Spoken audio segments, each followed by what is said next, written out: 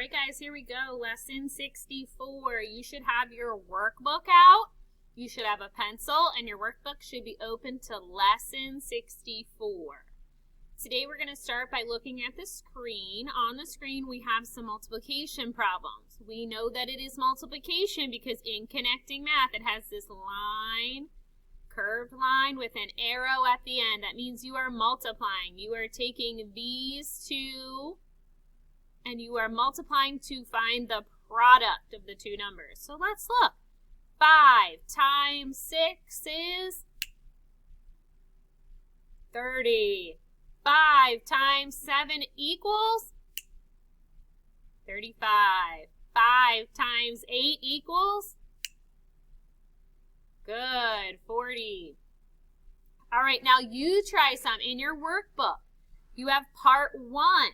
There are like 20 multiplication problems for you to do in part 1. I would like you to pause the video and complete part 1 in your workbook.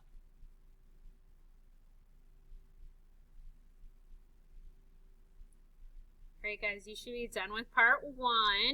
Let's go over these. 5 times 6 equals 30. 8 times 5 equals 40. 7 times 5 equals 35. 6 times 5 equals 30. 5 times 5 equals 25. 5 times 7 equals 35. 5 times 8 equals 40. 5 times 6 equals 30. 8 times 5 equals 40. 5 times 7 equals 35. Next row, 4 times 5 equals 20. 5 times 7 equals 35. 5 times 5 equals 25. 8 times 5 equals 40. 3 times 5 equals 15. 6 times 5 equals 30. 5 times 4 equals 20. 5 times 7 equals 35. 5 times 6 equals 30. And 5 times 8 equals 40. Okay, so check the ones that you had wrong and circle them. That way when I check your workbook, I know what we need to work on. Okay, let's take a look at the screen. We're going to work on word problems that have the word each in it. E-A-C-H, each, right here. This word is what we're looking for. Here's a sentence that tells about the word each. Each team has 5 players. The sentence tells you that the number of players is always 5 times the number of teams. Normally when you see each, it's multiplication. Okay, there are some times that it is not, so you do need to think about the problem, but this is telling you that if you take the number of teams, each team, you're going to multiply that by 5 to figure out how many players. Okay? So we're talking about two things here. We're talking about teams and we're talking about players. Each team has 5 players. So let's think about one team. How many players does one team have? You should say 5. One team, 5 players. Okay? How about 2 teams? How many would 2 teams have? 10. Because remember, you're multiplying every team you have, you're multiplying by 5. So 2 times 5 is 10. 1 times 5 is 5. How about 3 teams? How many players would 3 teams have? Yeah, 15. How about 4 teams? How many players would 4 teams have? 20. Good job. And 5 teams. If I had 5 teams, how many players would I have? 25. Okay, so the word each means that it's getting bigger and bigger, and it's multiplying. In this case, every team has 5 players. Let's try a different one. This one says each room, so we're thinking about rooms maybe in our house or in our school.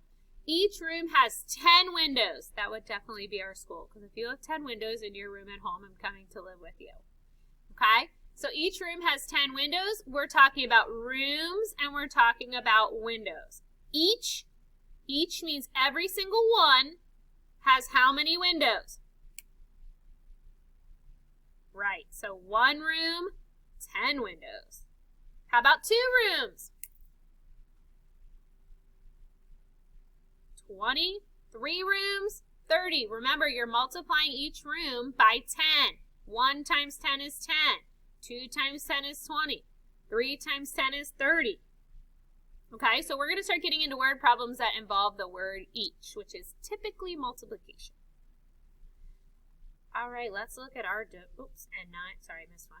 Looking at our facts here, remember this line means multiplication because it has the arrow on the end. Ooh, this is kind of funky. It says these are multiplication number families. Each family has a missing number. So sometimes it's the ending number, the bigger number. Sometimes it's this number, which is the smaller number. These two are the smaller numbers, and the one on the end is the bigger number. So again, A and D are missing the big numbers, and B and C are missing small numbers. So keep that in mind when we're going through these. Here are some rules for you to remember. If the big number is missing, again, A is missing the big number, D is missing the big number, you are multiplying.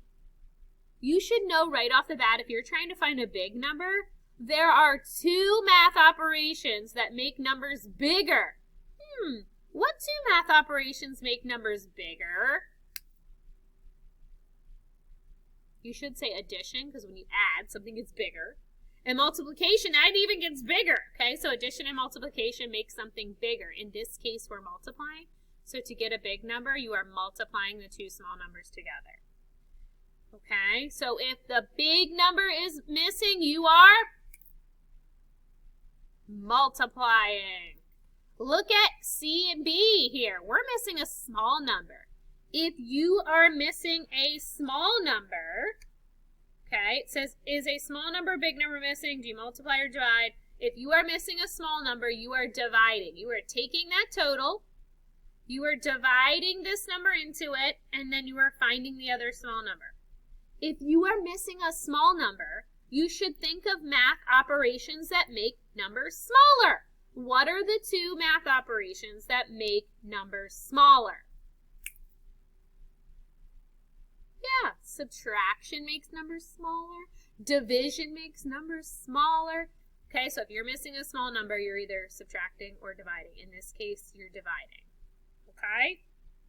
So here, to solve this, you would do 36 times 7 will give you your big number. Here you're missing a small number, so you would do 130 divided by 28 to get your small number. Here, 90 divided by 15, get your small number. And on this side, you do 5 times 25 to get your big number. Okay, let's look at these. Look at E. We're missing a small number. What should we do? Yeah, divide. F, we're missing a big number. What should we do? Got it, multiply. We're missing a small number. Am I multiplying or dividing? Dividing. And here you're missing a big number, multiplying or dividing. Yep, big numbers you're multiplying. Good job.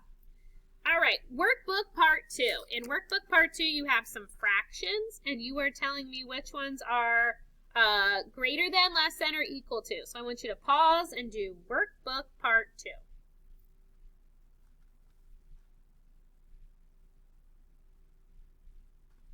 All right, guys, you should be done with workbook part 2. Let's go over these. We have 6/5 and 10/10. You should have had greater than. B, 2/2 and 3/2. You should have had less than symbol because 2/2 is less than 3/2. C, 3/5 and 13/13. You should have had less than because 3/5 is less than. D, 4/4 is less than or greater than 6/7. Greater than. E, 5/5 is equal to 3/3. F, 2/2 is less than 5/6. So check your work there. Okay, workbook part 2. Let's talk about elapsed time. Elapsed time means how much time has gone by. Okay, so how many total hours are in one day? How many total hours are in a day? Yes, there are 24 hours in a day. Remember our little elapsed time chart, which I can pull up for you.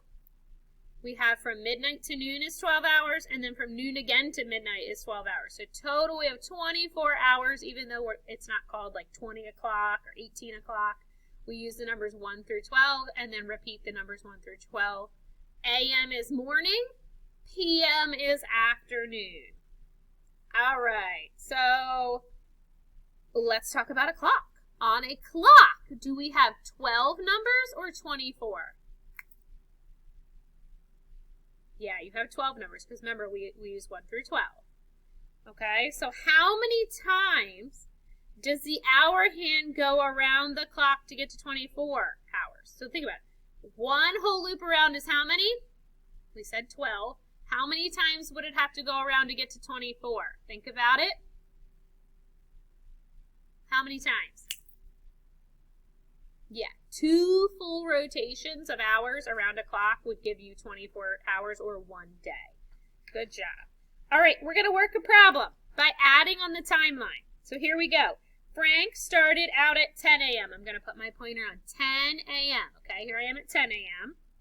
And then he drove 6 hours to Chicago. What time did he arrive? Looking at it, 6 hours later.